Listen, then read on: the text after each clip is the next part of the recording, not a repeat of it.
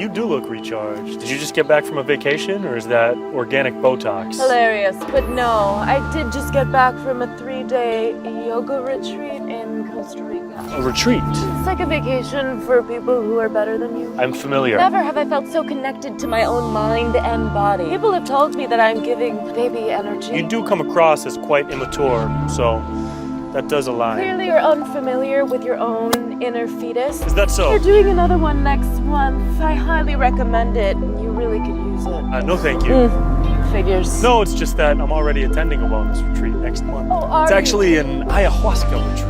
And just so you know, ayahuasca I is know a sacred what plant medicine that you ayahuasca drink orally with your mouth. There's a ceremony and chanting. I highly recommend it for you, as it may help you push through some of the trauma that's clearly holding you back. Oh, that's so cute. But after my 6th ayahuasca retreat, I found that I needed to push myself even further, which is why I now...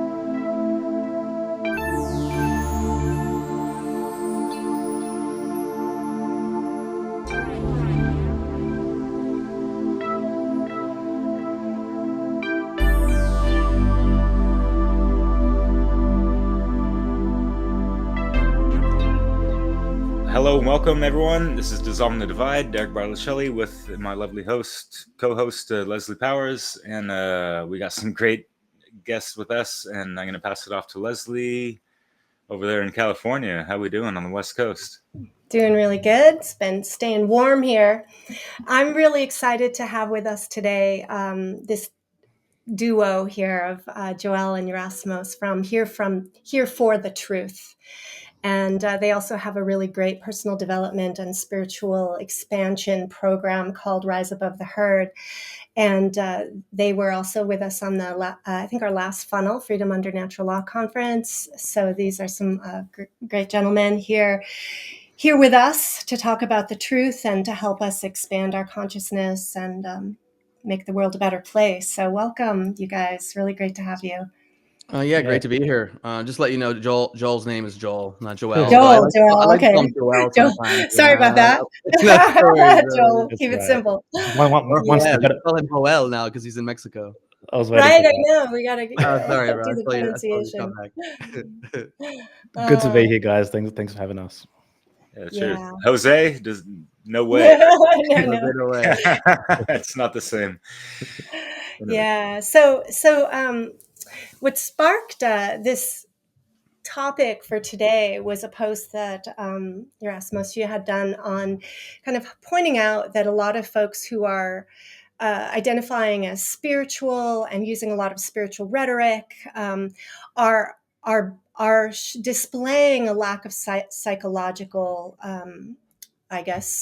emotional intelligence in a sense, or a lack of true understanding of their own psychology, and maybe reactive or avoidant of things. And so we wanted to just talk about this, what's the difference between spirituality and psychology? How do they really rely on each other? How are they similar? Things like that. And maybe you could start with just sharing a little bit about your observations that led to that particular post.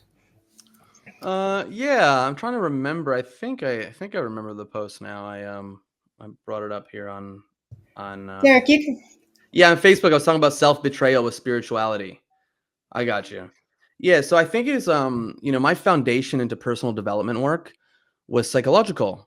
It wasn't like spiritual in the sense because I picked up like a Wayne Dyer book or a Deepak Chopra book or Eckhart Tolle book. Like it was very like parts work based. It was like very psychological based, and I'm very grateful for that because it gave me a foundation of understanding the architecture of the psyche to some degree, as opposed to not understanding that and then getting, I guess, sucked into some of these spiritual philosophies and principles that sound lovely. Like you could just throw away all your problems and the traumas and your entire childhood and just, live in oneness and love and light and everything's going to be okay. Now, I think that could work for a little bit of time, but unfortunately, like the shadow and the unconscious doesn't just go away. It's there. It's knocking on the door of your consciousness.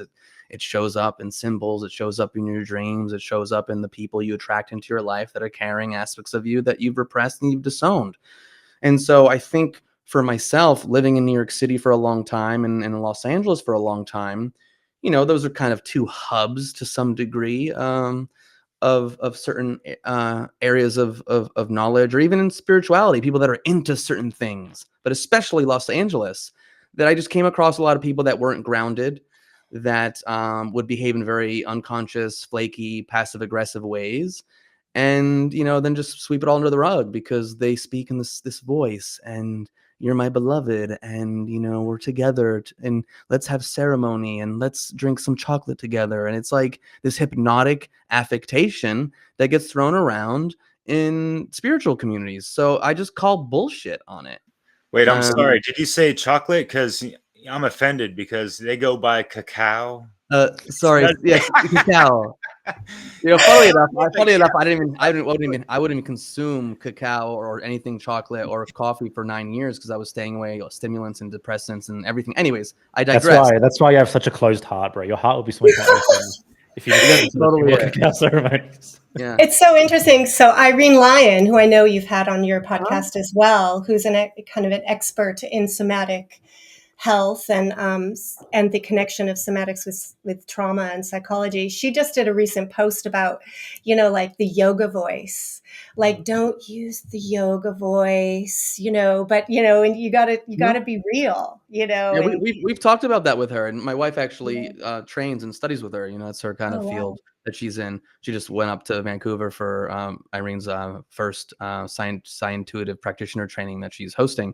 But yeah, Irene, we've had that conversation with Irene, and you see it all over the place, like the dynamic aspect of being human, of different qualities and different movements and different voices, like doesn't seem to be present. It's very just like no matter what you're talking about, it's coming through this vessel of a part, I would say, that has hijacked the psyche, and what does that do to an individual? What does that do to their sense of self when they're very limited in the way they're moving and expressing in the world, but they see it as being the ultimate, the ideal?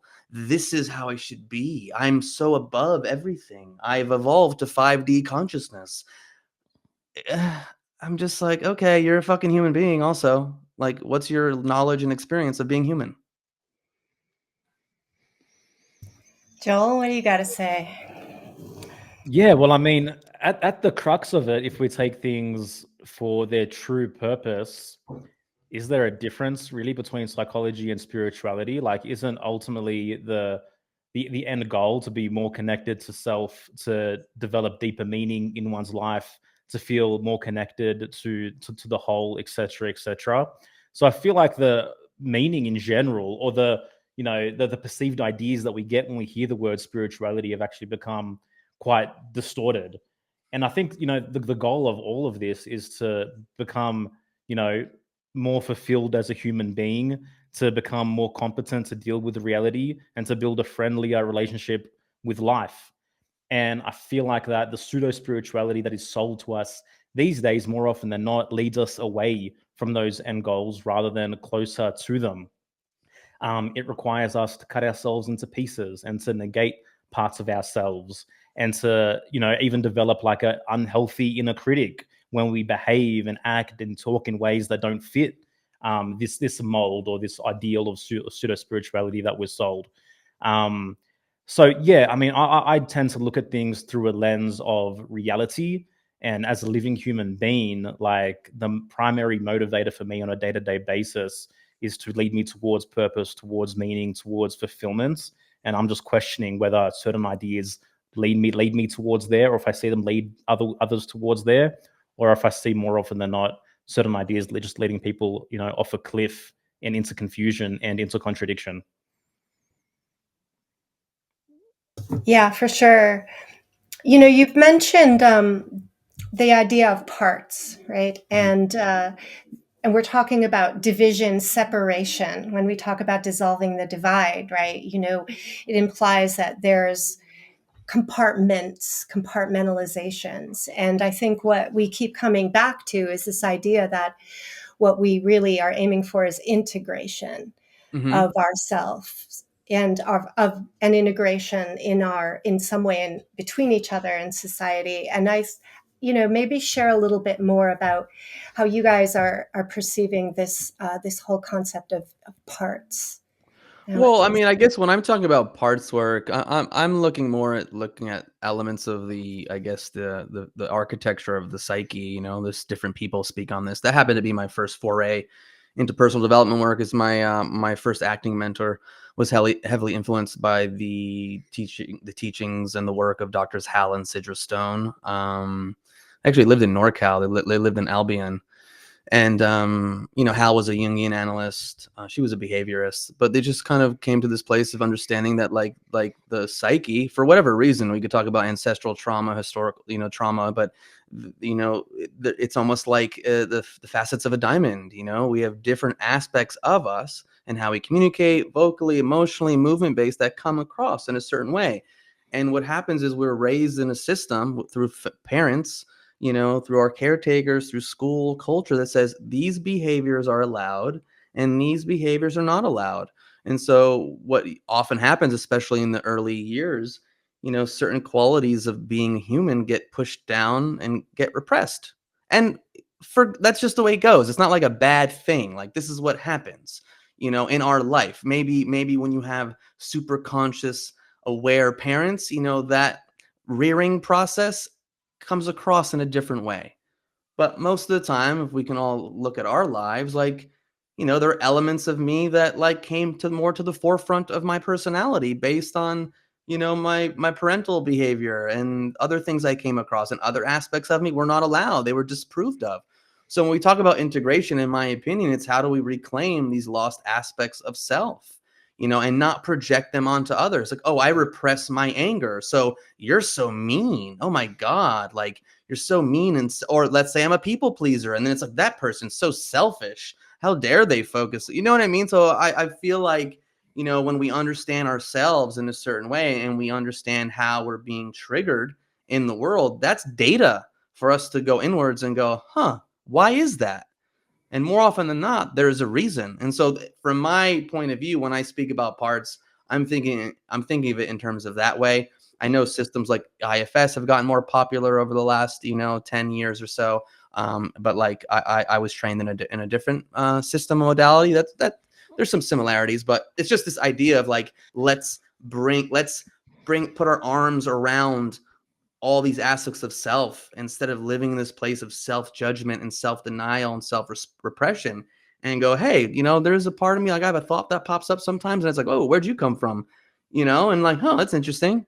To keep that level of curiosity and openness. And ultimately, when you build some greater expansion within yourself, more regulation and more capacity within your nervous system, you have the space to hold all of it. I have dark fucking parts of me that are there.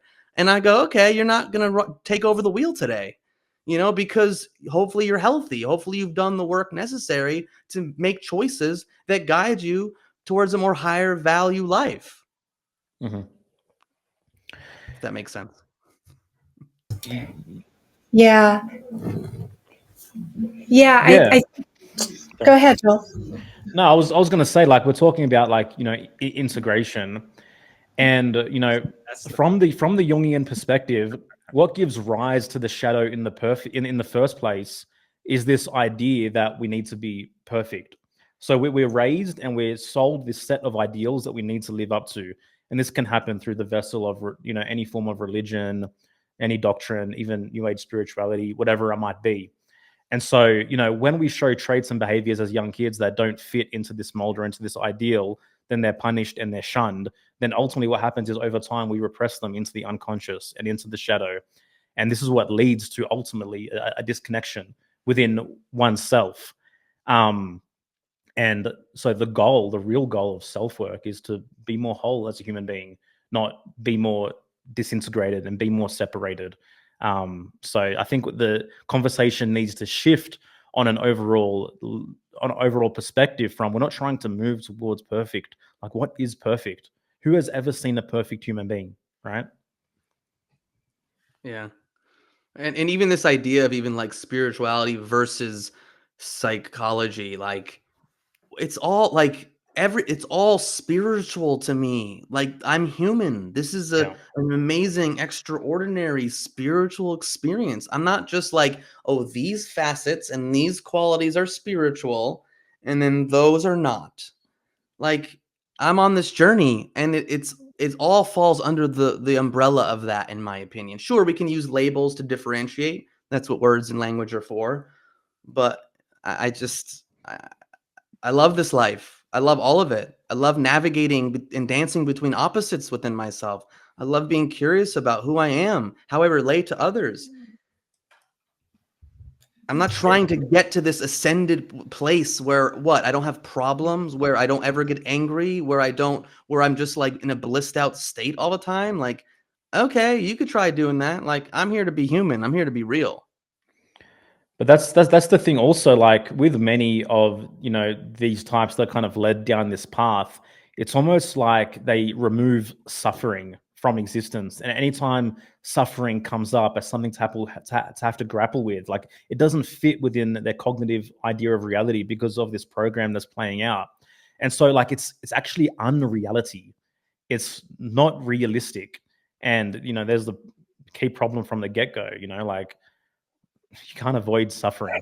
Right. And with that comes kind of this idea that judgment is taboo, or that any kind of negative emotion is bad, like what even calling it negative, right? And low vibe, and this almost like a chastising of someone who is pointing out a problem. Yep. And I think it leads to a bit of a fantasy world life, where it often results in people not seeing what's really going on in the world, and being part of the problem instead of the solution.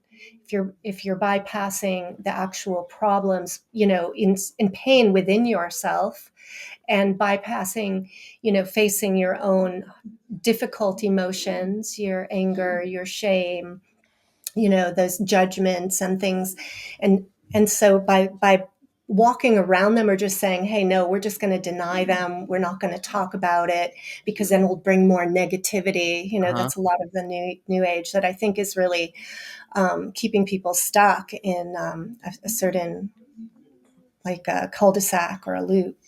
Yeah, exactly. I was going to say, like, a primary influence for me early on was Eckhart Tolle and The Power of Now and things like that, ultimately. And like, but when you look at it really closely, like what it's telling you is that you shouldn't be thinking, that thinking is the enemy.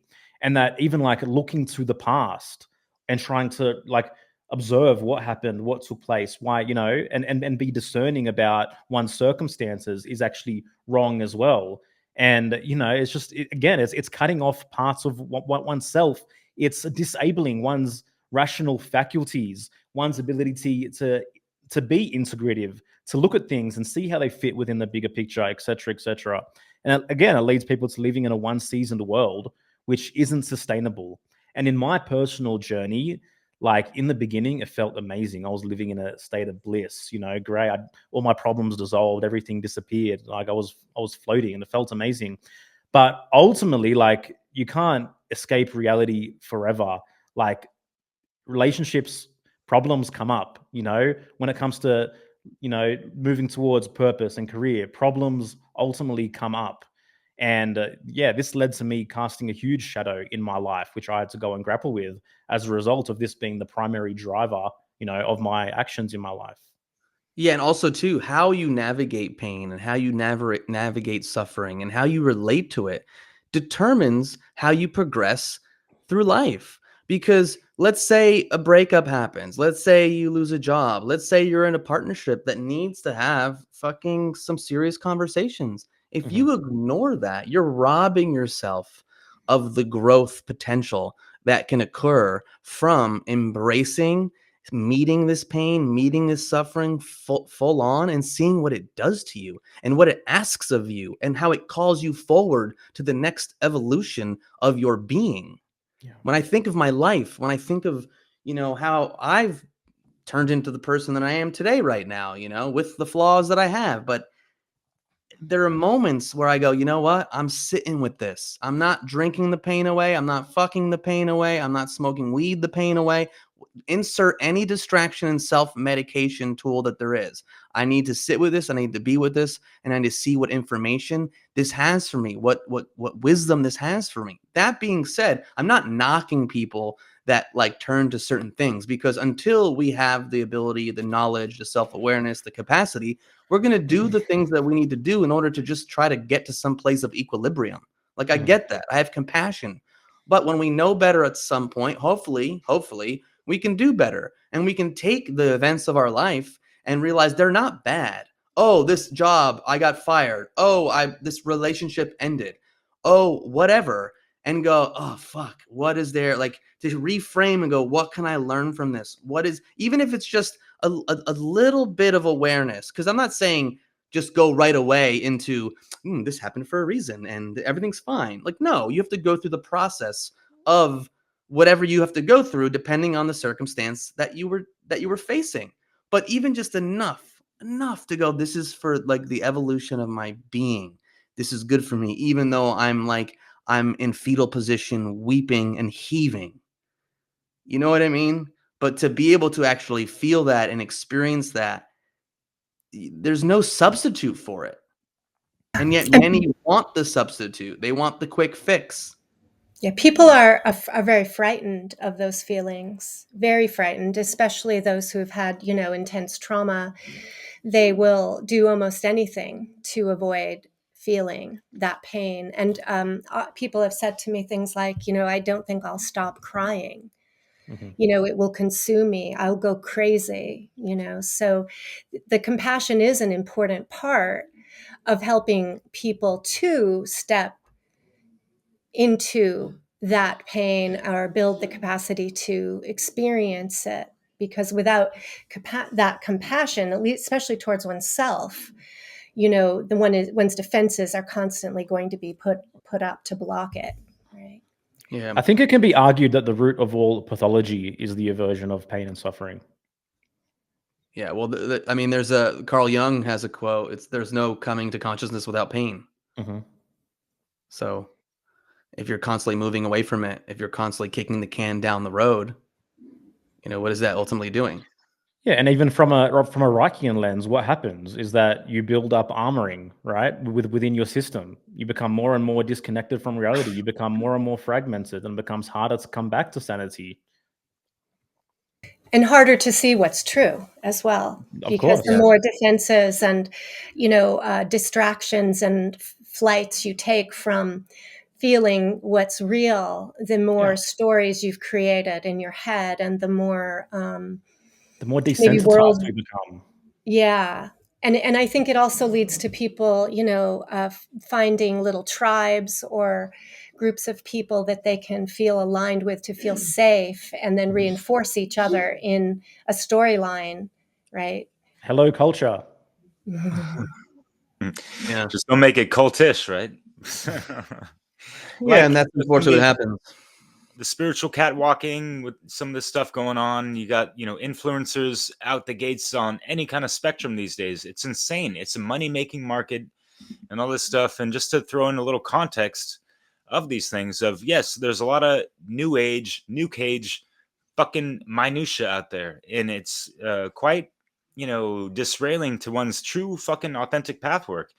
Joel, Yerasimos, like you're talking about, like that's the streetwise spirituality of, actually feeling into the pain and, not ignoring the negative stuff and this and that, and actually like facing evil head on as well, the evil within ourselves and, whatever's out there. And just to put the context into, the whole psychology behind everything versus spirituality, which is kind of, I don't know, it's not really an oxymoron, but psychology, psyche in Greek means soul, and ology is the study of. So it's the study of the soul. And if we understand the Hermetic principles, the mentalism comes first and fucking foremost throughout all creation, throughout the whole entire universe of anything, right? So that's something that people really have to keep in mind, on a daily basis with all this stuff going on. So it all goes back to the foundational aspects of the psyche. And then oh, people want to talk about 5D and all this stuff. Great, we're still in 3D. And guess what? You want to take your fucking baggage and whatever the fuck to 5D? You actually think you're gonna escape unscathed or whatever? You think there's nothing beyond 5D? You think 5D isn't compromised anyways? It's fucking insane what people fucking conclude to these days with all this shit, And they're Hey, not really Derek. just, like you said, they're not grounded here on Earth in a sense with just the reality and interactions with people. Like, hey, what's up with the folks, yo? Yeah, Yeah. well, Derek, I just got to say, I can't understand that you're saying fuck, and you can't be spiritual and say the word fuck. I'm Oh just yeah. saying, I can't believe I came on a podcast with someone who uses that language and considers themselves a spiritual person. What are we doing here, Joel? I think we got to kick him off his own podcast, don't you think? Man, I actually appreciate it. Someone who comes from Jersey and says fuck all the time. I appreciate when you get a little, throw some curse words in there. Yeah, But but it's funny. I agree with what you're saying, man. It aligns. And it's like there's often these kind of rules, pseudo rules, right, around like if you're spiritual, you're not going to swear. If you're spiritual, you're never going to get angry, or you're not going to focus on someone's wrong behavior, and it leads to a certain shame, like just added layers of guilt and shame, that put people in a cage around their own free, authentic expression, and even knowing one's own self, I would say. Yeah, it definitely Yeah. does. And what's interesting is that the more integration work that you do, the more you meet these different aspects of yourself, then you go live your life. You're not like self-censoring every moment. Like you build the ability and the capacity and the discernment and the intuition to just hopefully respond appropriately to what the situation presents, depending on who you're with and where you're at. You're not sitting there micromanaging yourself. Sometimes, you say fuck 30 times. Sometimes you might speak in a softer, more somber voice. Other times you might be wacky and crazy depending on who you're with and who you're around. And I just think that's what makes life so awesome and being human so awesome, is that like there is this universe within us. Can we tap into it? Depending on what life brings. Like, I'm sorry, but if someone comes to my home and is about to like kill my wife, I'm putting a knife to that motherfucker's throat and I'm not going to think twice. Like, if I can't do anything else, if it's between my wife, something happening to my wife, or this person's life being no longer, I know the choice I'm making, or to me. And so I'm not saying that to be like dark or what, but I'm just saying the ability to be able to tap into the part of you that can do something like that can save your life or your loved one's life, depending on the situation. But if someone is highly, highly repressed, they may come across a situation like that and they're done. Yeah, I think bringing up that self-defense principle is important, because so many people are very offended by even the concept of owning a weapon, owning a gun, or learning martial art. I talked the other day to someone who was like very uncomfortable with the concept of practicing a martial art that could hurt someone, right? This kind of do not harm to an extreme without the balance of self-defense. And what does that look like? It both psychologically, spiritually, and physically. I think that's important. And it's the balance and understanding the situation and what's called for it. Sure, there are people out there like doing harm. What are you doing? Like, I'm not an advocate of that. But if it's about self-preservation, self-protection for yourself and your loved ones based on someone who's trying to do harm to you, then like, what are you going to pull forth from within you to make sure that doesn't happen? And do you have that ability? This is where we get into like the archetypal nature of being human. Do you have access? Can you tap into the warrior? Yeah, and also I think a lot of, because I've been there. I was, hooked into a lot of the, spiritual stuff and some of the things that, totally, had me imbalanced into the, the feminine, the passive, overly passive, and as a man, Mhm. can't really be doing that shit, right? So yeah, I get that, and like it's really and it sucks, honestly, like it hurts the soul even to think about sometimes, but to cut off that empathy, the compassion, and all that stuff in those fucking moments of where it's either life or fucking death type of shit, either for you or your loved ones, or you're trying to defend what's right, whatever. Yeah, it's but and we use this as an extreme example, but let's just talk about even setting a boundary with someone. Like, do you have the capacity? Do you have the capacity to say no? No, you will not speak to me this way. No, you will not treat me this way. Now, if you repress certain aspects of that with you, what are you gonna allow people to walk all over you? You're gonna sacrifice yourself because what? You don't want to disappoint someone. You don't want someone to not like you. So these are all the things and the contemplations and the self-observations that need to occur in a person's life that's on a path of development. You have to be real as fuck.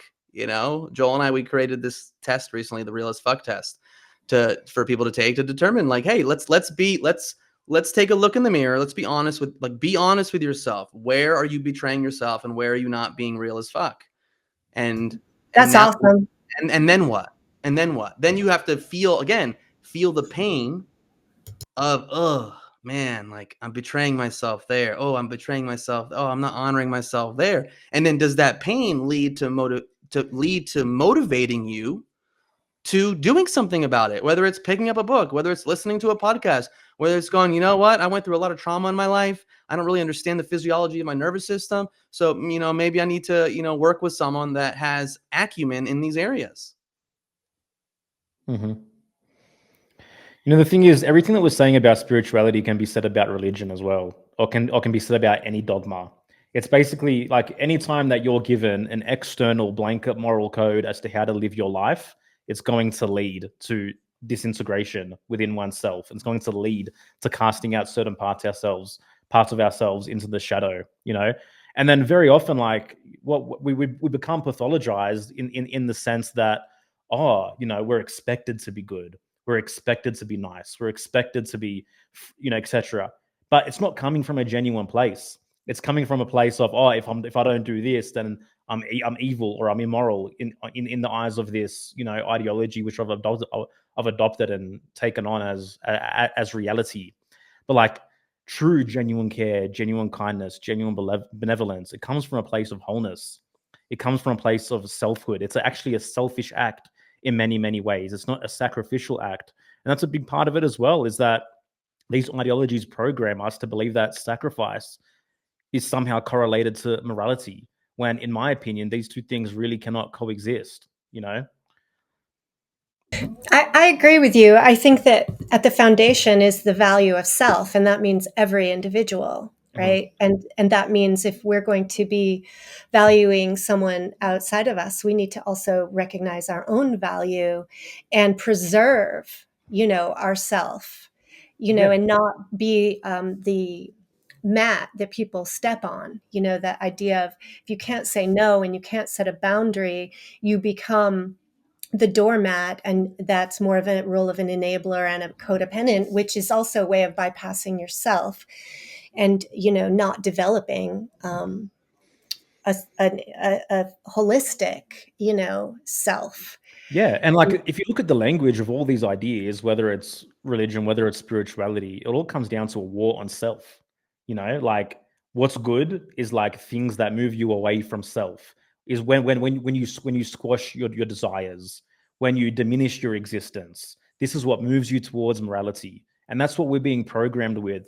We're being bombarded with through these practices, and like many people, like even within our programs initially, like they have a hard time even coming back to self, even moving past this idea that, it's okay to have my own wants, my own needs, my own desires, to act in my own self-interest, right? That's how heavy some of this stuff is. I mean, Ayn Rand wrote a whole book called The Virtue of Selfishness. Yeah. And I think that if we are suppressing our own needs, it's going to, the shadow will then come out. We cannot just avoid it. No. It will come out in ways that we don't expect. And it leads to toxic relationships, which are then built upon guilt and obligation and expectation, as opposed to free will and giving from a place of actual want and actual love and actual care. Yeah. Yeah, think of the altruist who sacrifices, or the people pleaser, the one who's doing everything for everyone, and then when it builds up and the balloon gets too big and it pops, and they're like, "Whatever, I do this for everyone, and no one cares about me. No one fucking loves me." You know what I mean? And you're like, okay, there's a little bit of an imbalance there. The ultimate martyr, Yeah. of caregiving. I see it a lot, actually, and people who are terrified to step out of that role too, and they lose their identity. Well, and you play the tit for tat game, like true, but benevolence and kindness. Like you're giving, and you're giving out of the fact that it feels good to give. Not okay. I just gave $10. Now, when is this person going to give me $10 back? Yeah, exactly. Yeah.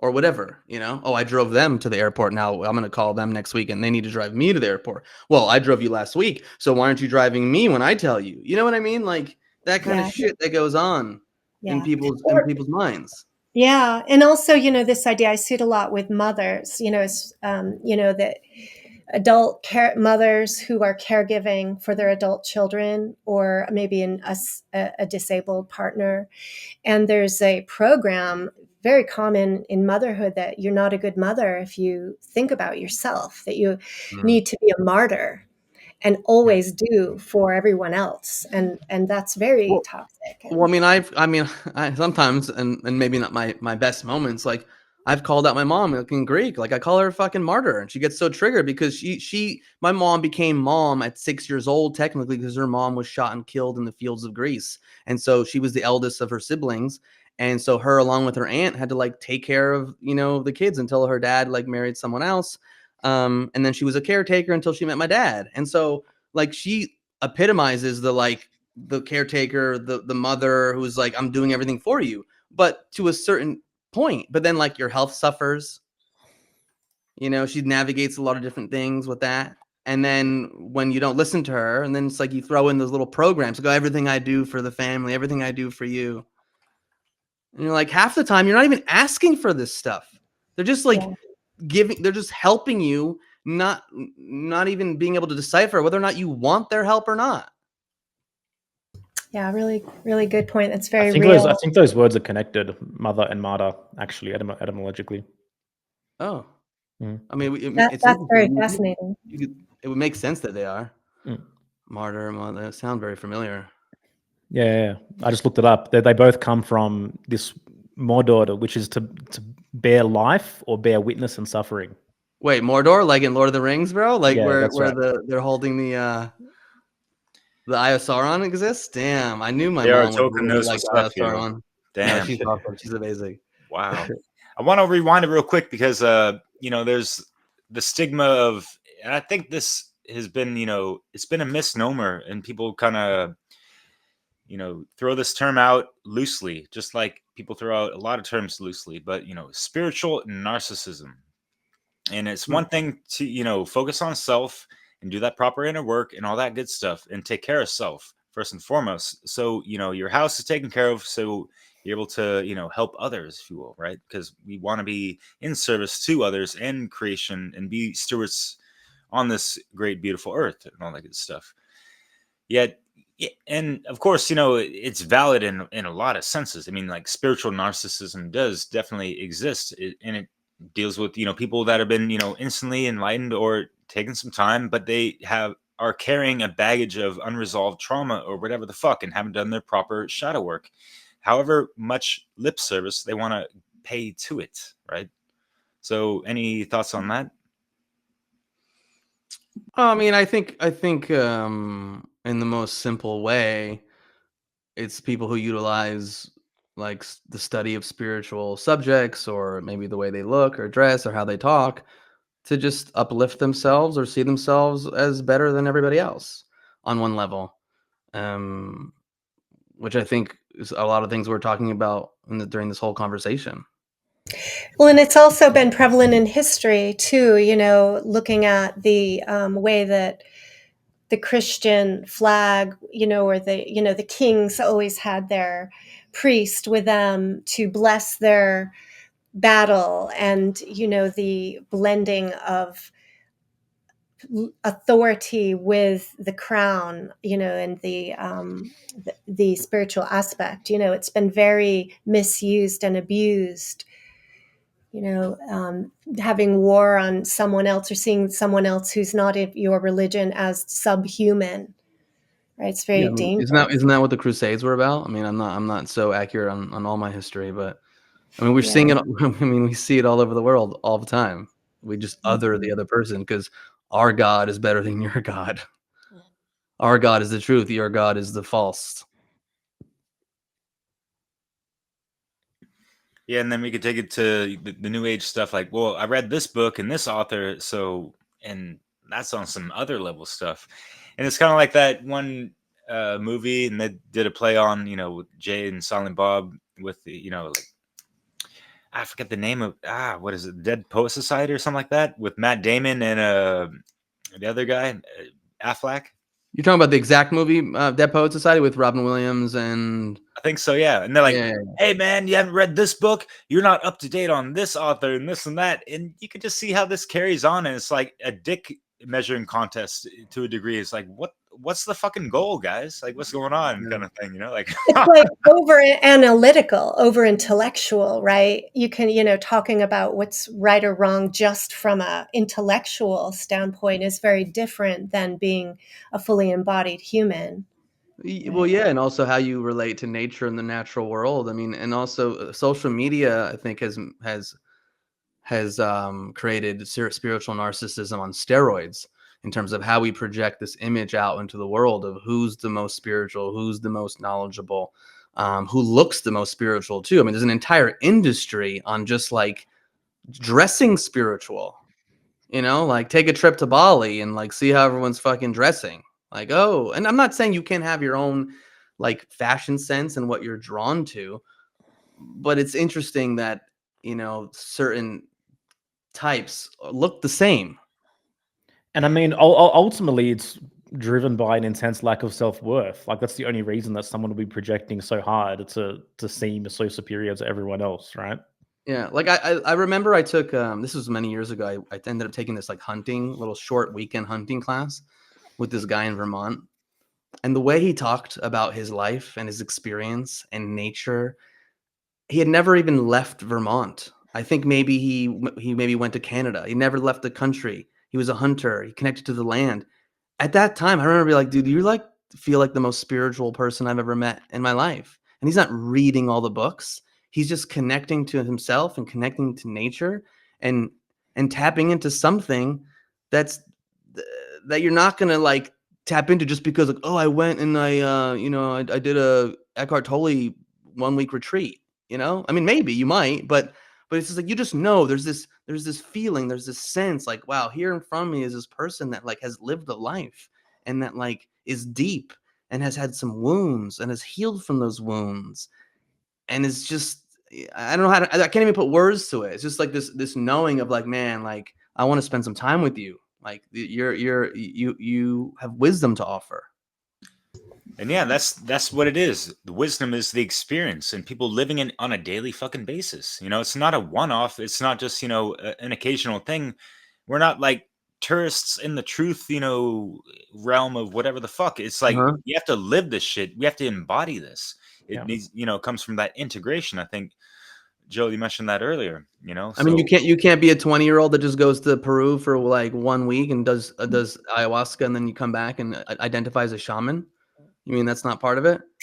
Right. And these things are great, but they need to, take it further and just implement it into things. And, like, all right, you're crossing worlds, right? You took a cool experience, whether you did ayahuasca or whatever.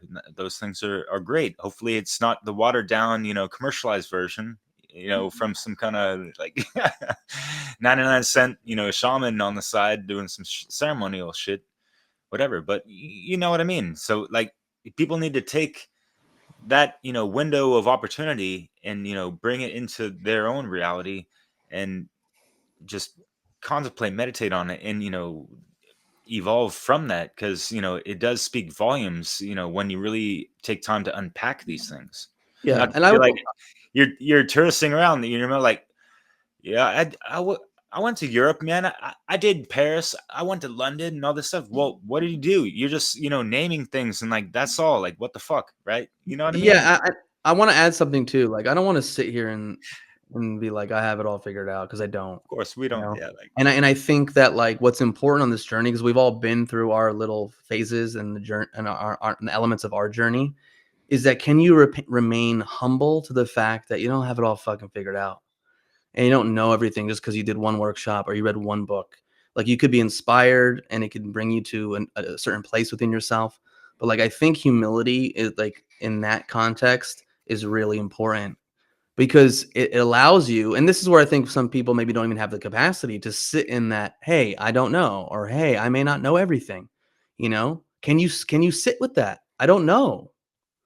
Whereas like for many, like needing to know is what makes them feel safe. Mhm. The not knowing brings up the pain that maybe they can't navigate or deal with. Joel, I don't know if you wanted to say something before. That's gone now. It's all good there. No worries. I'll bounce off that a little bit, because what it reminds me of is how many of us have been the seeker, right? Searching for knowledge, searching for these answers, and spending a lot of time and energy, consuming external things, and going to this class or that workshop or this coach, and there's a point where, I mean, I'm very much a continual learner, and I value that and always will. But sometimes I notice that it becomes a habit that is in some way blocking me from being creative Mm-hmm. and going back into the silence and into my kind of drawing board, and then deciding, what am I going to do with this knowledge, and how am I going to make sense of this, and create a rhetoric, that's my own, to offer something into the world. There's a point where I was really going and going and going, and in a meditation, I was kind of got this sort of message from myself that I need to stop seeking so hard, and that I have a lot of knowledge, and now it's time to just like stop and integrate and allow all of this knowledge or external stimulation to settle in and transform into something. And I see a lot of people, they're just on this, like you said, Derek, kind of like travel of knowledge seeking. We're going to go here, we're going to do the Native American, we're going to do the New Age, we're going to do the young. It's never enough. It's never enough. Taking the Yeah. boxes. Well, like one of the like the underlying, I guess, symbols of this experience is the lemniscate, which is just the infinity symbol, right? And this requires us to extend out into the world, but then also to come back to the center point, the still point, and integrate, and then continue our journey, learn, extend out, have experiences, and come back to the center point, But yeah, I mean, some people are just stuck in this over extroverted place of continuing to have new experiences, new knowledge, new this, new that, because ultimately there's a resistance to coming back and doing nothing and being still. Yeah, or even then taking all that stuff that you're learning and that you're bringing into your mind or into your body and doing something with it. Yeah. You know what I mean? Like what growth happens, like Joel said, like, okay, cool. You're traveling around the world, you're backpacking, you're living in the mountains, you're meditating all day. Like, how about you come back and like start a business and see how that's going to force you to grow to the next level? How about you get into a relationship and then see what that does to like challenge you and mirror things back to you? So it's like, sure, go do all that stuff, but then like live fully in life. And if you want to create, produce, and see what comes of that. Mm-hmm. And then the other piece, I think, for a lot of people is it's comforting, and it's a familiar place to be in the seeking knowledge and learning. And if you come back to center, you might come back to the reality that you live in that maybe isn't so put together. Yeah. The relationship that's rocky, the communication that's not happening, the sense of lack or loss or grief, the financial problems, you know, and so we can bypass like those things, the reality of our life through Exactly. this sort of spiritual pursuit. And but with the real work, and I think the real spiritual work is coming back to self and facing, you know, where you are now and how figuring out how you got there and all those decisions and causes and effects that brought you to this place that you may be not so comfortable sitting in. Exactly. And like, you know, if you're being motivated by the avoidance of reality, then ultimately you're living quite unconsciously, right? And a big piece of our work and what we do is, you know, this whole topic which has been completely abused, in my opinion, of self-esteem. And self-esteem, according to the great psychologist Nathaniel Branden, is about becoming more competent to deal with reality, to deal with the facts of one's life, to build a friendlier relationship with oneself, right? This is truly what self-esteem is. But for so many of us, it's about not being in reality. It's about not wanting to look at the dwindling bank account, not wanting to look at the relationship which has grown toxic, not wanting to look at, the things even on a mundane day-to-day basis, the weeds that are growing, the dust that's collecting, etc., etc. But it's self-esteem that calls us to be fully immersed and to grapple with these things. And I think without a foundation of feeling appropriate to life, of feeling appropriate to reality, even on a mundane level, how can we expect to achieve higher planes of consciousness? But so many of us want to skip that step. We don't want to be self-sustainable, self-reliant, do the work necessary to heal our relationships, etc., etc. We just want to move on and have these, samadhi experiences while, deep within us, it's a dumpster fire going on. Very much so. Yeah. I heard Mark Passio once talk about when he's in his teaching his compute, the True media. technology course, the new media, true media course. He talks about these concepts in the beginning, and when he's working with a computer, he's like, you need to know where your things are. You need to put things in an organized place. And he quotes, I think, Benjamin Franklin, like, for everything there is a place. And it's a very simple idea, but I started thinking about it and realizing it's a very profound thing on many levels. And that how we manage our like material world and, is a reflection of our mind on Of our some psyche. level. Yeah, of Yeah. course it is. And Yeah. if we're living in chaos and we're not, cleaning up after ourselves, we're not managing our details of life, then there's a lot of implications to that on all levels. Of Hey, course. throw a little feng shui up in there, Yeah, but I mean, this ties into basic Hermeticism as well. As within, Word. so without. Word. The dust without is equivalent to the dust within, and for real. Yeah, I definitely learned about everything in its place, or I think it's like a French saying, mise en place, like put in place, in the restaurant business and the bartending business. Like how do you run an operation?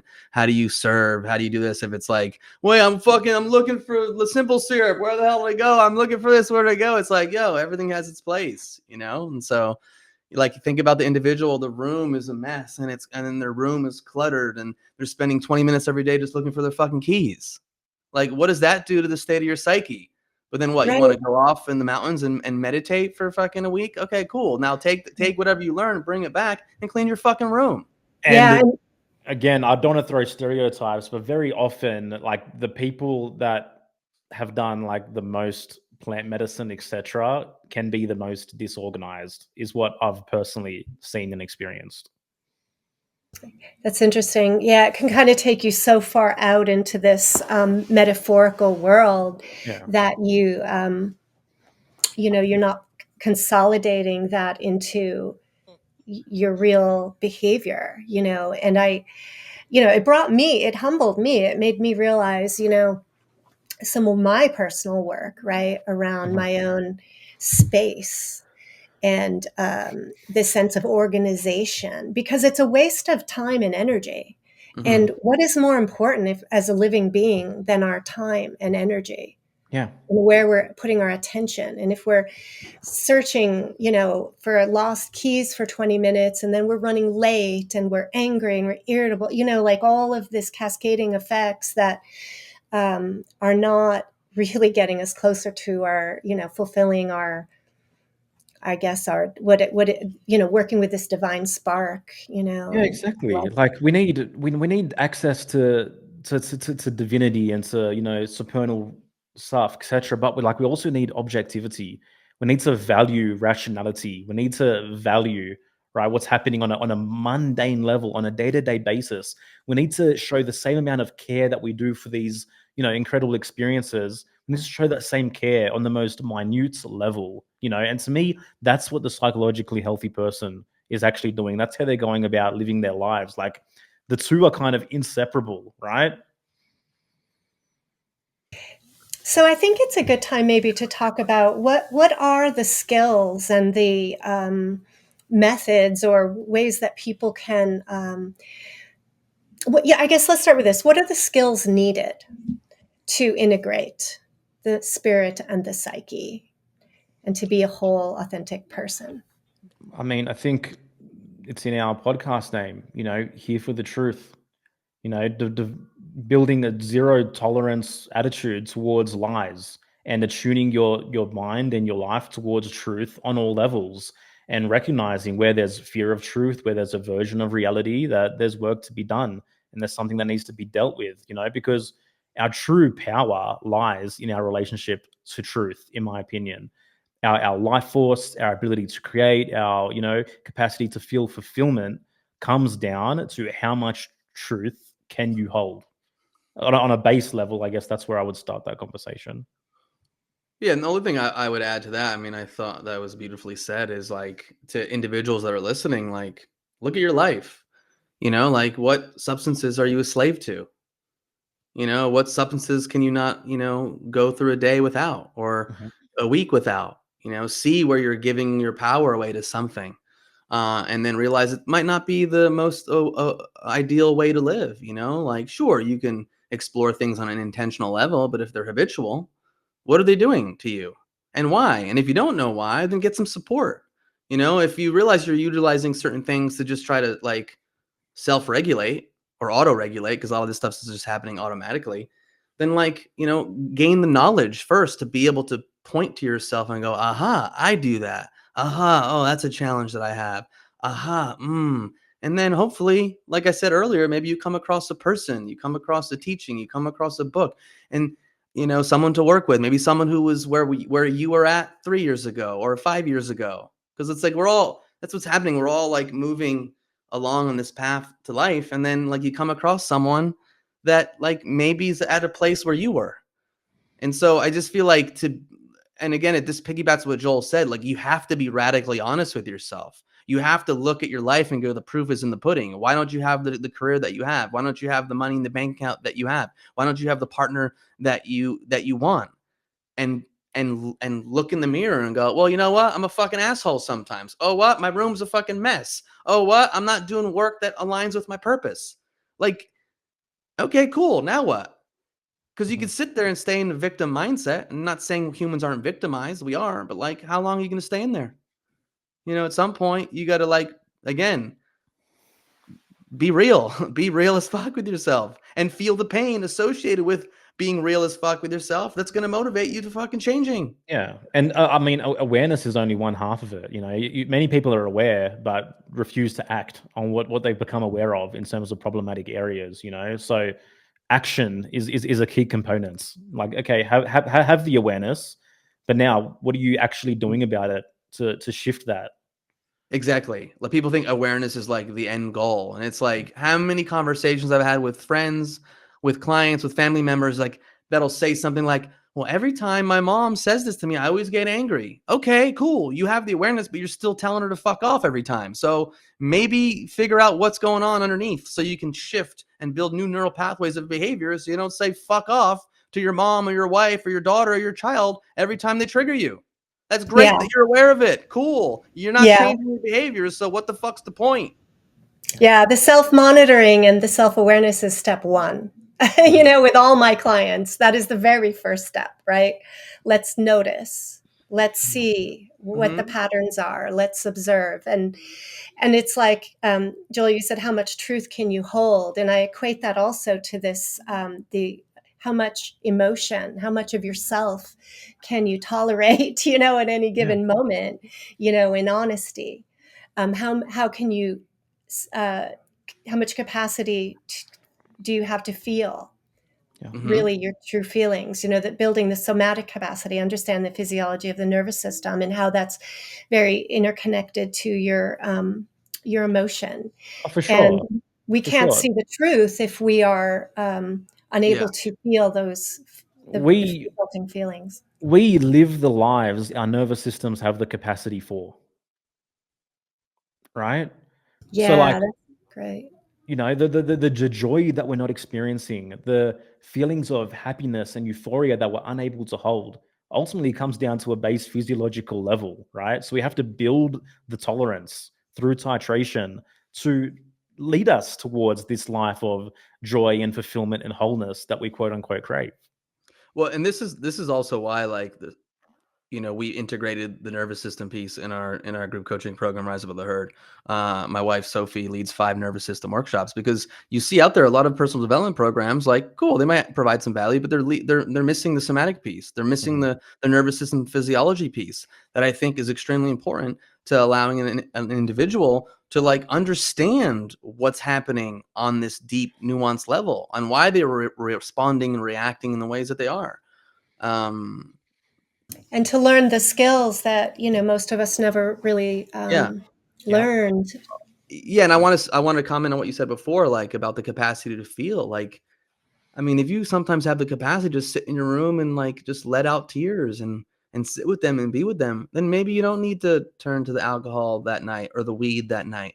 Or maybe if you know how to express anger or in a healthy way, then maybe you don't need to, do whatever it is that you're doing to keep yourself from fucking feeling the feelings that are naturally wanting to come up and present themselves. Yeah, I mean, can you sit on the couch without having to reach for your phone? Like, can you just sit there, even in the boredom, if boredom is what's there? Yeah. In our modern Boredom's a world, big how one. often are we doing that in the modern world? Yeah. I think I have the capacity to do it, and I do it, but there are times where I'm like, oh, I have a little break. Like, okay, let me reach my phone. And it's like, oh no. Yeah. And I notice that and I go, no, I'm not. And then it's like, are you fidgeting in a weird way? Like, can you just sit? And it doesn't even have to be a meditation, because a lot of people use meditation to like bypass as well. I think meditation needs to be like a whole body experience, in my opinion, to really. But anyways, my point being is like, just go sit outside on a blanket and just like be there and listen to the sounds and observe the trees. And Yeah, we had a podcast guest some time ago, Nathaniel Solis, who proposed that modern day self mastery is the ability to go to the toilet without your phone. yeah. That's funny. Yeah, That's can probably you take a true. poop without being on your phone? Yeah. Yeah, I know the phone has become this huge like bypassing mechanism for so many things. Yeah. And the other piece is about relationship and skills around communication. We need to not only be able to, feel our feelings and process ourselves, but then we are interacting with other people in the world. And so that adds the next level of stress around the buttons that get pushed in us, and so we need to, like you were saying, Joel, like expand our world into those places where we might feel challenged and pushed socially, leave our comfort club, that we're in, and branch out. Yeah. Yeah, I mean, Absolutely. well, Yeah, I mean, you go. well, I was just gonna agree. You uh, go. What was I gonna say? No, I remember. Yeah, sure. You can go read the books, travel around the world and everything. And I've been blessed to do that and learn a lot. But like, get in a fucking relationship, like I mentioned before. That's gonna bring your shit to the forefront, to face it. And I would say the deepest, most exponential growth that I've experienced has been in relationship. And like each relationship Yes. prepared me for the next one and for the next one. Again, if you're willing to be open and honest and and face the truth of, like, let's say a relationship ended. Do you sit there in the blame game and just blame the other person for everything? Or do you go, fuck, like, what could I have done differently? Or what do I want to do differently in the future? Like, I've been with my wife for almost 10 years, married for over 5 years. Obviously, it's not like 20, 30, 40 years. But, it's had a huge impact on who I am. And, how we, both of us being on this path of continuous personal development, how do we approach each other? How do we approach our relationship? Like, how do we repair? Repair is the most important thing, in my opinion. It's not about not having conflict. It's not about not being triggered and wanting to push things under the rug and bypass and repress. It's about living life and then hopefully having the capacity to take personal responsibility for the role that you played in something, and then being able to communicate that to your partner and going, hey, I'm sorry I was a fucking dickhead. And then she's like, I'm sorry I was a little extra controlling. I was stressed out. And then you fucking repair and you bond, and the bond grows deeper, and then you move on in your life. But if you're sitting in the blame game all the time, like, it's not ideal in partnership, Yeah, there's a lot of shadow work that gets unraveled through these relationships, dealing with the anima and animus. You guys talk about Jungian psychology and this and that, which is great. And I wanted to rewind it back a little bit because as far as like searching for truth and here for truth and all that stuff, and like some people have been so jaded because they've been around the block for a long time, right? They might have had that red pill, whatever colored pill, turn black on them, whatever. And even before that, you have like the folks that are gung ho about shit and like, wow, I fucking learned this shit. If you don't know that, you're whatever the fuck, and da da da da da da da da dun dun dun dun dun. And at the same time, like, when the truth hits people really hard, it's really fucking traumatizing as well, right? There's a lot of catharsis that transpires and this and that. There can I mean, as far as my experiences, I've had like alchemical awakenings and that kind of stuff, and it's fucking painful as fuck, and there's a long recovery time, yet there's some good benefits as well on the side. It really shoots you towards your proper trajectory. Yet, if folks aren't, really, handling that and mastering it and resolving that trauma or whatever the fuck, we can see how it gets projected and, have the superiority complex, the people pleasing complex, the attention, grabbing, snagging complex, and all these things that are playing out through that shadow, that unresolved whatever the fuck, and or whatever kind of void that was created that is not being filled properly because it hasn't been healed. Does that make any sense? Have you guys heard it or seen, or with the people that you speak with, does that Do you mean, for example, when people are too consumed in the pitfalls and the corruption and the evil on our planet that kind of disheartens them, like, completely? Yeah, it could be that, or just people dwelling on like, I've been duped so bad and that kind of stuff, and it just it just plays on their psyche. They're not it kind of, there's like a residual resentment, and then if it's not resolved, then it gets projected onto like other people in a sense through kind of archetypal attributes, is what I mentioned before. But I definitely was alluding to this whole black pilling shit, which you had a really great post about that on Facebook recently, and I'd love for you to kind of share that as well. And if that is any kind of segue, I know it's a little rough around the edges, but we got to roll with it, man. Like, or No not, worries. like, it's all good. No worries, bro. Well, I just want to say something first, and then you could talk about the black You're belt good. thing. You're good. I think ultimately, like, to the degree a person has been invested in the lie, like the fucking the slap across the face when like they come to a certain truth, like, it's gonna be just as heavy. You know what I mean? So then you have to, again, back to the pain thing. Then you have to sit. Oh fuck, man! Like, let's say you're 50 years old and you were a doctor, and then you come to 50 years old, and then you realize like the actual state of the allopathic industry. Like, what does that do to you? Your life, your identity, like the way you made your livelihood was built on this. Like the redemption or the reckoning, like it's gonna be heavy, heavier than someone who maybe like spent 2 semesters in medical school and was like, yeah, this ain't for me. You know what I mean? And so like it's different depending on the individual. And also I find that the more self-esteem you have, the more you're grounded in who you are, the more you're on purpose in your life. Like a lot of this shit in the external world isn't going to have such an emotional impact on you. That's going to like throw you down into these spirals of despair of like, what's happening? What's going to happen? My whole family's going to die. The world's going to fucking be depopulated. We're going to get blown up by nuclear fucking weapons. Like chemtrails are going to fucking kill us. You know, I Yeah. just feel like you have no time. You don't really have time I for would, that.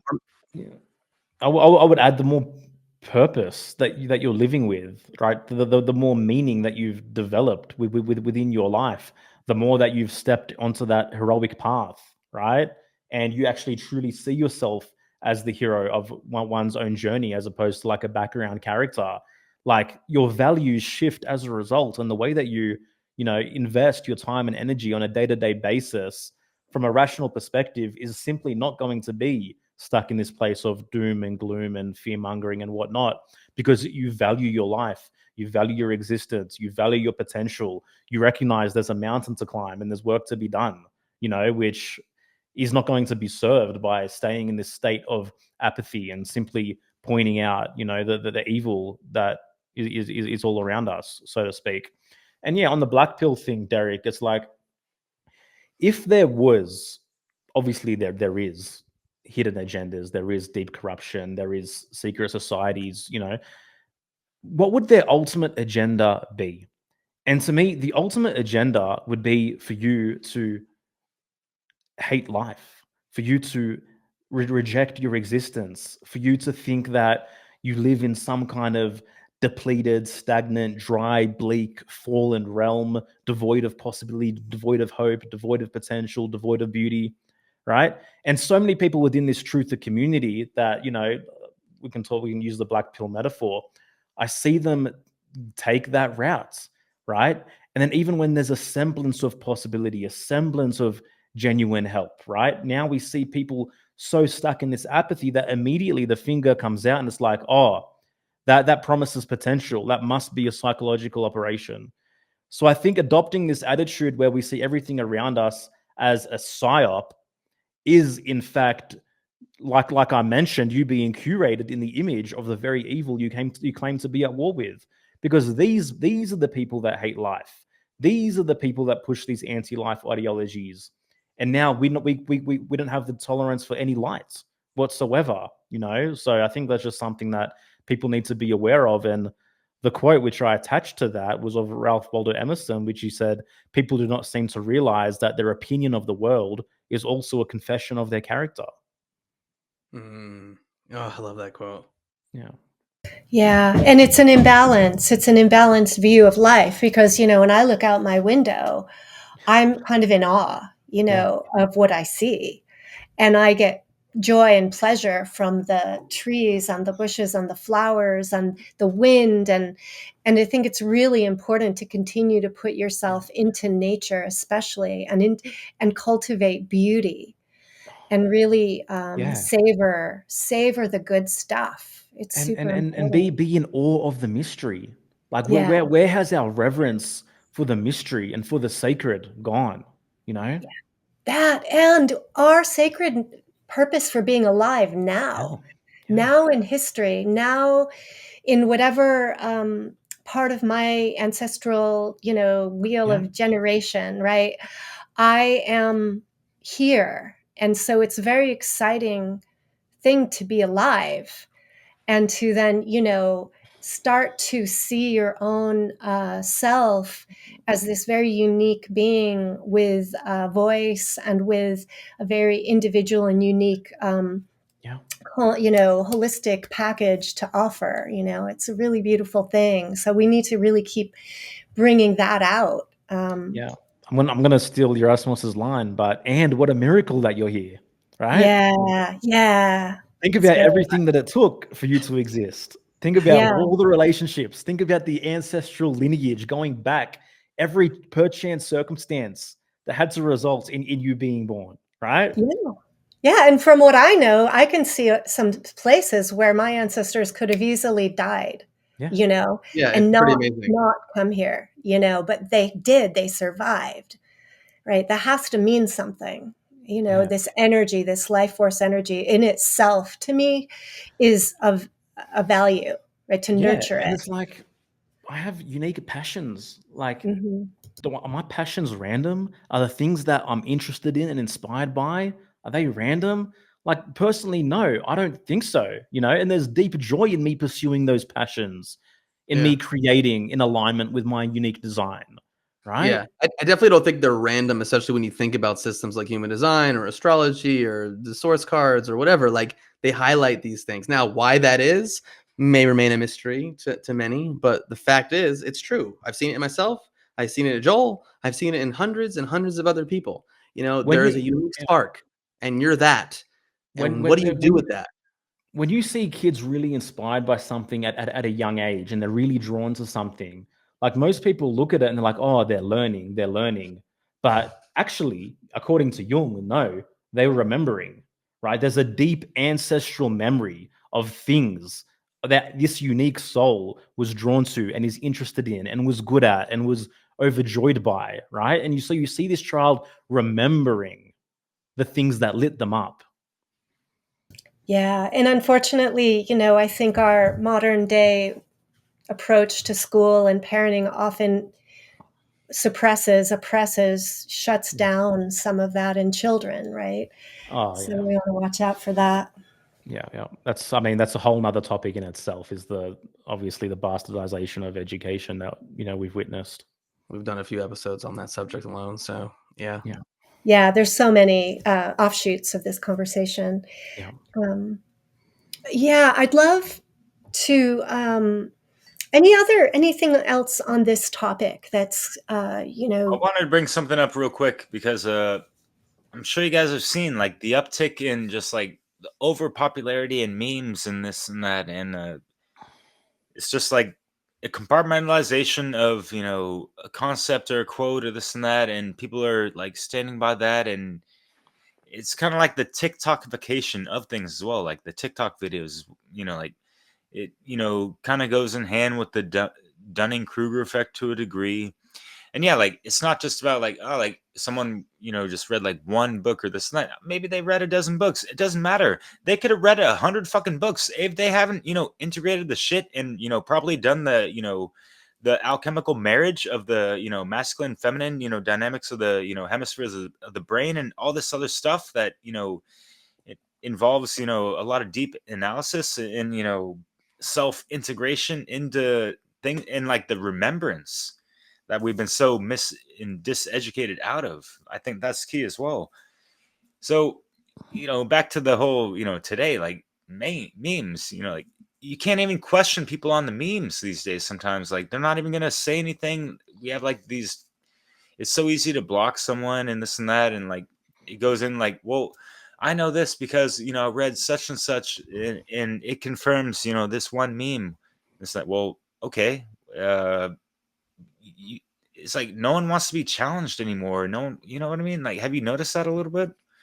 And I wouldn't Well, say nobody, but I don't like yeah. to We definitely have a lower tolerance for, people Deeper having different focus. opinions to Oh, us and us being questioned, and I think again this comes back to much of what we spoke about earlier, even around some of the topics of spiritual narcissism, is this need to be certain, or this need to be right, and this need to be seen as correct even in the eyes of the crowd and the collective or the herd. And so when we post something on social media, then someone comes in and questions us, or we perceive that as attack. And then in the back of our minds, like, oh, everyone else on my Facebook, on my Instagram is watching this happen as well. And so, we become very defensive as a result of that as well. But also, man, like we're losing the engagement of in-person interactions and the social cues and the body language. And so we start to treat each other as less and less human within these interactions as well,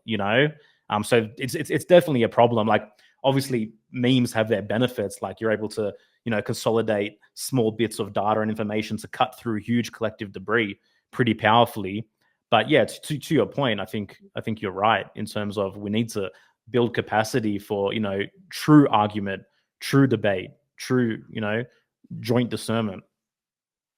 But unfortunately, yeah, I didn't even mention there's a lot of trolls and bots and whatever the hell, which sucks. You know, it really, the digital waters are diluted or polluted rather, is beyond belief. But anyways, Yeah, man. sorry. The hell, yeah. I hear. Were you going to say something, Erasmus?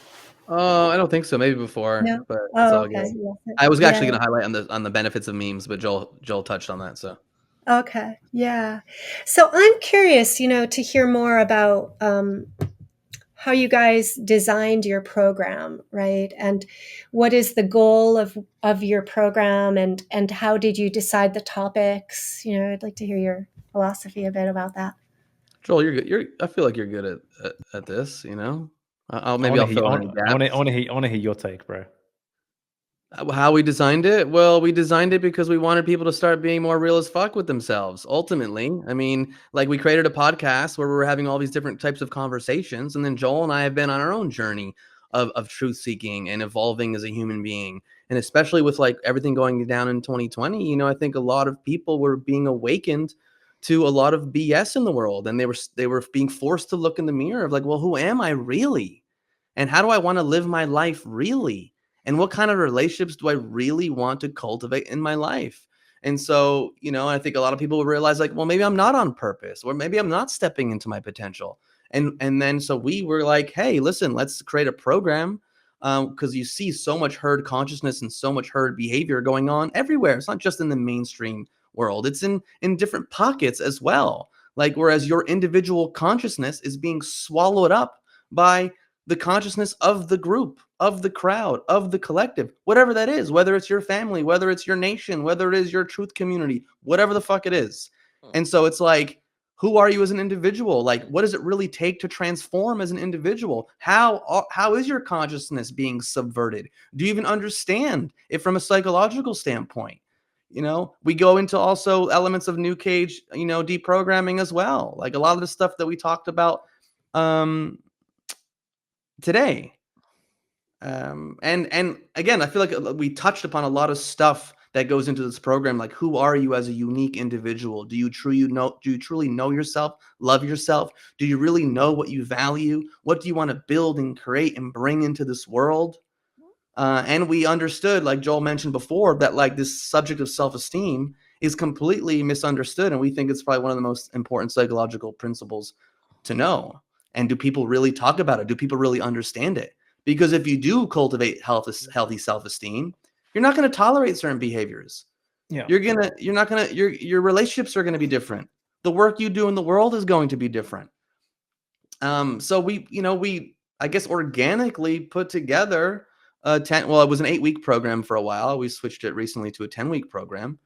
Things that we think are super, super important and practical for a person to ground more into their potential and their purpose, and to tune out the distractions and the noise and the bullshit, and to get rid of the fucking excuses that they're making for why their life isn't exactly what they want it to be. How's that, Joel? Okay? That was dope. Well said. Excellent. What do you want to add, Joel? I mean, he did a pretty amazing job. Oh wow, that looks awesome. Yeah, like really the program is in 2 phases. Like there's a deconditioning process and then there's an activation process as well. And so in the first half of the program, we're really highlighting to people the quote unquote anti-life ideologies or anti-self ideologies, which are still lurking within their subconscious and are driving their actions and behaviors in unhealthy ways and in ways that ultimately lead to self-sabotage and lead away from self and lead away from purpose. Then in the second half of the program, we're building them back up because, what you put in ultimately is what you get out. And I just think we've been fed a lot of fucking bullshit. And so that the results that people are seeing in their lives are ultimately, driven by this stuff that they consumed very often against their will at a young age, which is leading to them to lives of nihilism and to semi-depression and to discontent and all the rest of it, etc. And so the ultimate goal of Rise Above the Herd is for you to be a more whole, more integrated, more on purpose, healthier human being. And I mean, the proof is in the pudding. I think we've had over 100 graduates now. There's hundreds of testimonials. If people head to the riseabovetheherd.co, and like, I'm proud to say that we've created something that literally does, change lives. And so if people are feeling stagnant, if they're, resonating with any of what we're saying, then just go check out that website. And, we're taking enrollments until October 15th for the next round. That sounds exciting. Who were your main influences in the creation of the curriculum? Yeah. So for me, main influences are Michael Tessarian, Carl Jung, Ayn Rand, Nathaniel Branden, Joseph Campbell. I mean, I share a lot as well. Obviously, I've trained and studied in human design, and everyone that joins the program gets a human design reading with me. And then throughout the 10 weeks, they get 10 weeks of questions, like consulting on human design. They can ask any questions they want in a private Telegram group. My wife Sophie's on board in the program as well, leading the 5 nervous system workshop. So that's an area that I've kind of trained in as well. Like I went through Peter Levine's 3-year program, somatic experiencing. I was a body worker for years. So, I mean, that stuff is integrated into it, but Carl Jung's had a huge impact on my life. Like Joel said, Michael Tessarian has had a huge impact on my life. From a philosophical standpoint, I consider him an intellectual mentor of mine. David Whitehead as well. And even from a psychological standpoint, Doctors Hal and Sidra Stone, their parts work that they've done called Voice Dialogue, the Psychology of Selves and the Aware Ego, something that had an influence on me in terms of really understanding the complexity and the nuance of what makes me a human being. So yeah, there's a lot of stuff in there. Yeah. I mean, Nathaniel Branden too is a big influence too from a self-esteem standpoint.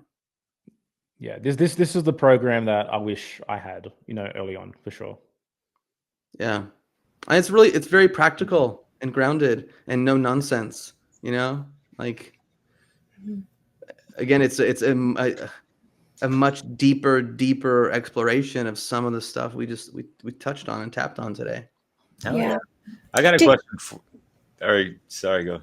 Well, just to clarify, to add that you talked about deconditioning, and I that's an interesting word, and I like it, and I see it as kind of equivalent to like a detox, right? A subtracting of things that have conditioned you or are muddying your waters. And do you do also like a physiological, like do you incorporate diet, nutrition, detox, things like that as well?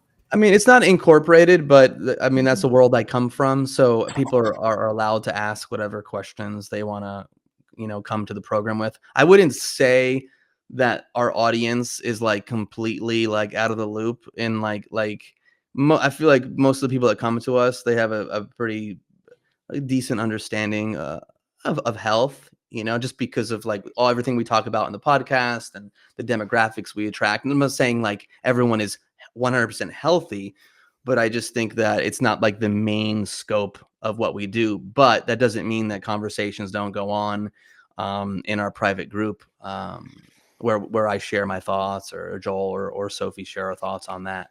But yeah, I think when we're talking about deconditioning, I wouldn't say it's so much of a detox in the sense that you're saying it. But I think being physically healthier is definitely, a symptom of the program, regardless, because I would say 100% of our students have a much greater value and reverence for their life on the other side of our program. And I think with that, it can't help but to bleed out into all areas, even physical, obviously, in how we live, Right. And I'll tie that into my question, because I was going to ask, like, what's been like the level of teachability amongst, the people that you work with, and, the questions you get and this and that. Because, in context to this, subject that we're going over of, the spiritual elitism or whatever, right? It seems like these people got to, whatever point in their lives and like, okay, I got to figure it out. I don't need to learn anymore type of thing, and that kind of stuff. Have you noticed that kind of like they kind of cut things off, and like, you can't really, get to them? I think generally speaking, that kind of person's not going to invest in our program. Yeah. You know, I think based on Right, who we yeah. are, what we talk about, even the Rise Above the Herd website, I think it acts as a pretty powerful filter and qualifier, you know, for the right people to come through. And we've had a pretty high level, you know, Yeah. of students being the right fit. Yeah. Yeah, and I mean, maybe occasionally, like when we dive into like the new cage deprogramming stuff, for some people that might be in that world a little more, there might be a little bit of like self-questioning or and I wouldn't say pushback, but maybe a touch. But again, it's how we communicate and describe the things that are going on and what that module is all about. Because again, it's forcing people to take a look at if they've been fully invested in the spiritual path in the way that we've been talking about. You know, they have to deal with the reality of that, you know, and how's that showed up in their life and their relationships. But generally speaking, the people that come to us are pretty open, they're inspired, they're motivated. But with every program, you have a good solid amount of people that are fully committed, and then you know you're gonna have people that maybe you know aren't as committed, and I think that goes with you know a lot of programs out there. You know, a part of them signs up for the course, but then do they have the capacity and the desire to do all the work that's necessary? And when I say all the work, I'm not saying like we have 50 hours of homework every week, but I just mean like, oh, when the shit starts coming up, what do you do? Do you sit with it? Do you face the fire? Do you do the weekly actions and the contemplations that are gonna like, you know, create the level of self-awareness and the impetus to change in you? Some people it's like, ooh, this might be a little too much, but mostly like we have had such incredible, amazing, beautiful souls Yeah. that have come to our program. And I think a big reason why is because, you know, Joel and I do the best we can to be as real as we can with our podcast and the things we talk about. And people are either drawn to it or not. Like, I'm not here to help everyone. I don't care. Like, I'm sorry. I don't have enough time or energy to sit there and be like, I want to help everyone and save everyone. But if you're open to what we have to say and you want to live a better, grounded, more full life and also have fun with something we didn't even talk about is like fun and humor. Like, this work doesn't need to be so fucking deep and challenging. Sometimes you have to be able to laugh at yourself. Yeah. Like it's still all a mystery. Do you know what I mean? Like, we're here, the 4 human beings with arms and legs, and we're on a fucking computer screen with 4 boxes and we're talking to each other. Like, what the fuck? Really? Yeah. What the fuck? It's Well, pretty trippy, yeah. Yeah. I mean, to the ancients, again, this is something which has become distorted, but enlightenment wasn't to move towards the light. It was to move through the world more lightly, right? We took the wrong meaning of light. And this is embodied in the first card of the tarot, the Fool, right? This movie, this lightness, this curiosity, this awe, this being able to like dance and shift, this explorative kind of nature, you know, being able to maintain that even through our adulthood journey is what true enlightenment is, not being hardened, not becoming burdened and disempowered by, you know, everything.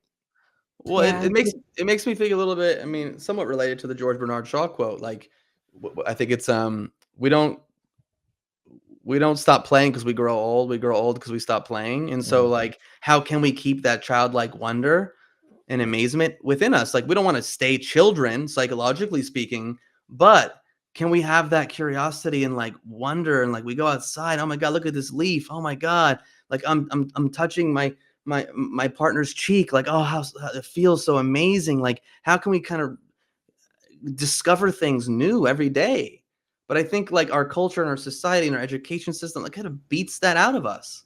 Yeah. And that's And with something that, it beats out the creative expression, you know, Yeah. because the fun and play, I think, is connected to creative, you know, It's definitely, creativity as well. yeah, it's all that Yeah. Leo energy. Yeah. Yeah. Like, I like to Creative make learning. personal growth fun. Like, I make jokes all the time. I talk shit. Like, you know, it's Get 'em. not like there's no like again, be yourself fully, whatever that is, as much as you know right now. Like, and that's it. Yeah. But like to get there, you know, it's a lot harder for people to like just choose that and act upon it. But it's course. much easier to start saying no and removing the things which are disabling more of that in one's life. And a big part of the issue is so many people are just, you know, stuck on the hamster wheel, stuck in the in the rat race, you know, having to keep doing the thing that they don't really want to be doing just to sustain themselves, you know, and It fosters deep apathy. But this is where, you know, a big part of what we offer is encouraging you to embrace uncertainty, embrace moving out of one's comfort zone, right? Making new decisions which will lead you to new horizons, and building the tolerance to sit with the fear, with the scarcity, with the, ooh, am I going to be able to survive, right? If I shift this up. But time and time again, we see as you venture on this hero's journey, the support comes, the allies arrive, right? Like, God favors the bold, right? The universe rewards those who like ultimately take risks, who are able to embrace uncertainty on that level. And that's been true time and time again in my experience. Like, and this is again a big part of self-esteem. It asks us to make decisions not to avoid fear and pain, but to experience joy. And how many of us on a day-to-day basis can say our decision-making process is motivated primarily by the experience of joy, as opposed to the avoidance of pain and the avoidance of discomfort? Yeah. And kind of self-medicating that, you know, discomfort or whatever. Yeah. That's a big piece of it. Again, how do you live more heroically? We go to the movies and we live vicariously, you know, through these characters, whether it's Gladiator or Braveheart. And then like, what do you do in your day-to-day life? Oh, you just got the little hit. Oh yeah, cool. I just got the experience being a hero because I went to see this movie. But like, what are you doing in your day-to-day? And it You doesn't got a mean bunch of likes on your posts, though. yeah, but it doesn't mean that you have to be like Gladiator, you know, like you can be heroic within the more mundane of the day, or like the more ordinary things that go on in your life.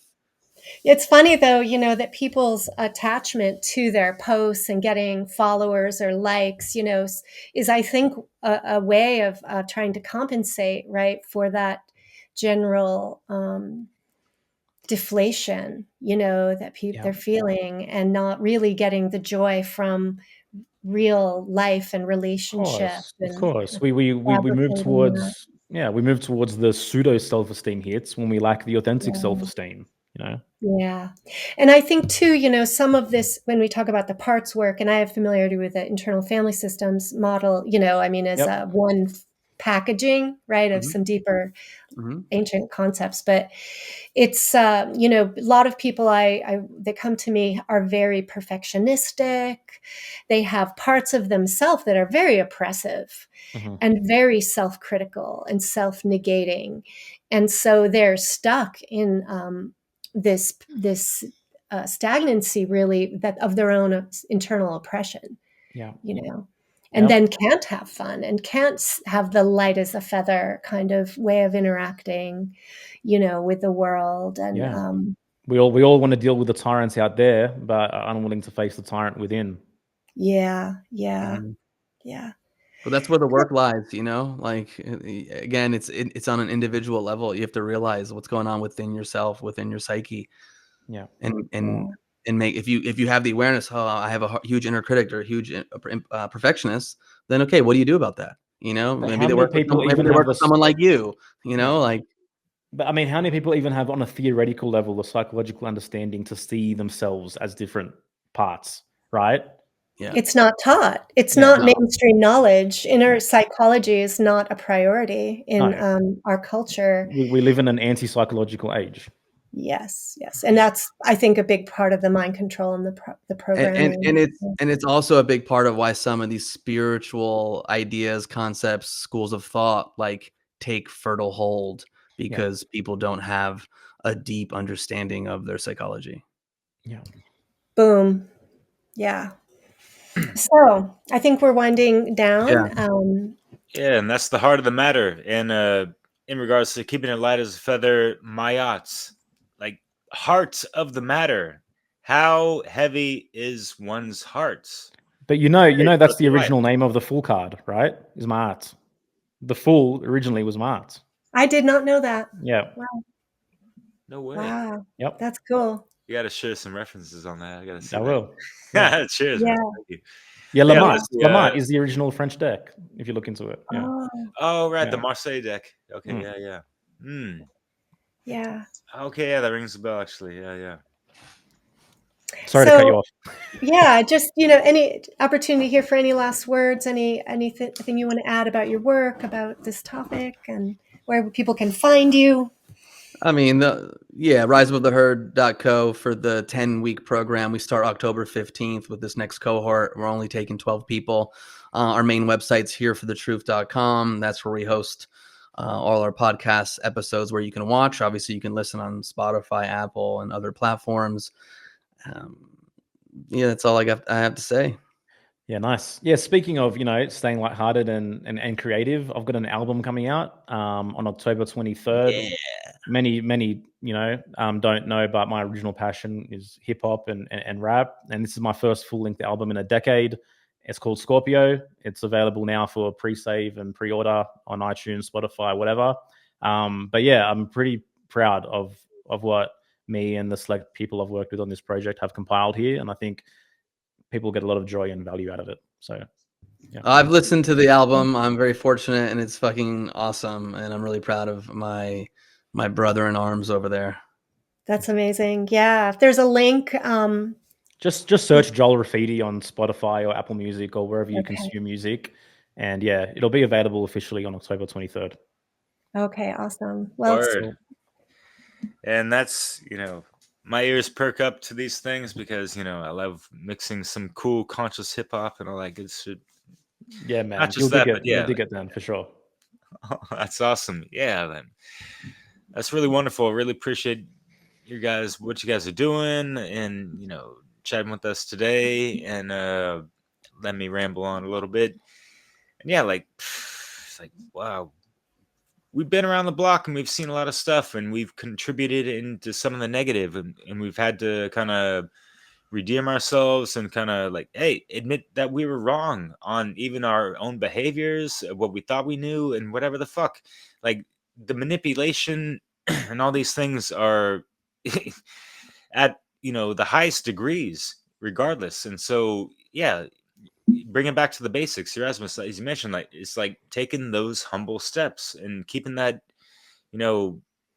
with us, forever and always, I guess, because there's so much more to learn and unravel into this mystery that we're in, right? Oh, yeah, and really caring about the truth and being curious and open. Yeah, that's it. Stay curious, stay open, be willing to challenge your assumptions and your established beliefs. I love when I like learn something new where then I have to go, damn, I believe that for the last 5 years, the last 10 years. Shit. Yeah, how'd that happen? It's exciting, What's and that? again, but this is the process of growth. It's like one thing leads you to the next thing. So many people want to just like skip from first grade to like a PhD, and you're like, you have to go through a process. And I think some of the, to come full circle, I think some of these spiritual things are highlighting to people, no, you don't. You just have the belief that you're limitless and eternal, and you're good. You don't have to worry about anything. You're great, amazing. You don't have to and I deal with. think the process doesn't stop. There's not a landing spot where like, okay, I made it. I'm just going to stay right here. No, it goes on until you die, because every stage of life brings you something new. And I've said this before. I haven't, that I know of, like I can remember, I haven't died yet. Like when I'm 80 or 90 or 110, like I'm going to face death.